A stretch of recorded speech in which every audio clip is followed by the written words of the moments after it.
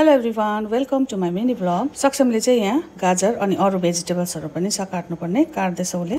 आजको मौसम चाहिँ खासै गरम पनि छैन, जाडो पनि छैन, पानी परेर अलिक शीतल छ। यो चाहिँ दिउँसोको लन्च भाइको लागि।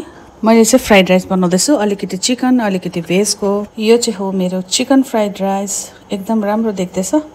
यो चाहिँ 3 टिफिन लाने छु म, अनि एक टिफिनमा चाहिँ सेलरोटी चाहिँ मैले आसुकोबाट ल्याएको थिएँ, अलिकति बाँचेको छ। यो रोटी अलिकति लाने हो। अहिले चाहिँ नानीहरूको समरको भ्याकेसन छ, सो त्यही लागि हामीले चाहिँ नानीहरूलाई खोला लाने विचार गरेको। हेरौँ अब खोलामा कतिको पानी छ। सायद खोलामा पानी छैन भनेको सुनेको थिएँ। खोलामा पानी छैन भने चाहिँ हामी जानेछौँ सिधा तुम्बाको रिसोर्ट। अनि अब चाहिँ खाना प्याक गरेको गाइस, जानुपर्छ है, किनभने म चाहिँ सधैँ ढिलो हुन्छु नि त। के गर्दा गर्दा खै बानी लागेको हो कि के हो, म चाहिँ सधैँ ढिलो हुन्छु। साथीहरूले पर्खिरहेको हुन्छ मलाई। धन्न रिसाउनु चाहिँ रिसाउँदैन र त्यही हो, नभए चाहिँ मलाई यिनीहरूले कुटेर मार्थ्यो होला। खाना पाकेपछि चाहिँ अब सानाकसिनिक पढ्नुपर्ने हुन्छ। बेलुका आएर त फेरि एकदम थाकेको हुन्छ। आज चाहिँ चियाहरू उम्लेर मेरो एकदम ग्यासहरू हेरि नसक्नु छ। सो फटाफट ग्यास सफा गरेर चाहिँ नुहाइधुवाइ गरेर निस्किन्छु म। जियोलाई पनि खाना दिएँ। अब चाहिँ म गएको। पसिना जस्तो छ है।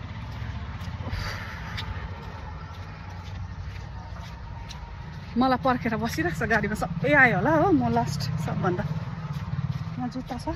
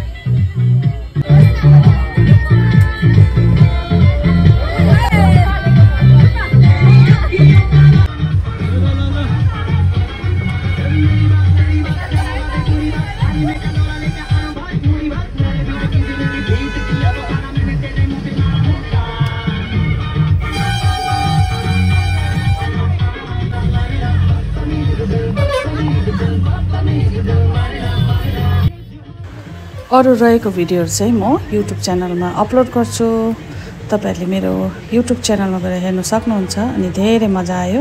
यतिको जोस चाहिँ हुनु पर्यो नि त, हैन साथी हो। अरू बाँचेको खुचेको सबै हामी दुईजनाले भिडियो बनाएको छु। सोनी गुरुङ युट्युब च्यानल अनि फेसबुक दुईटामा पनि आउँछ।